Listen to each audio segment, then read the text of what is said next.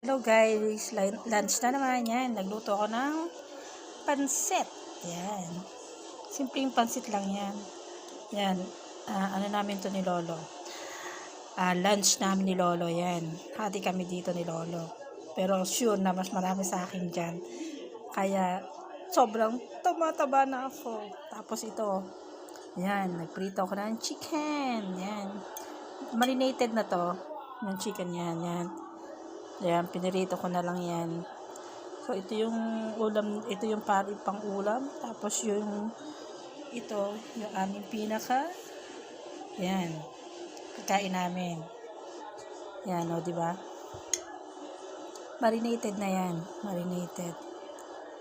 So, may lasa na yan. Masarap ang lasa niyan. Okay, tara na. Kain na tayo, guys. Yan. Kain na tayo.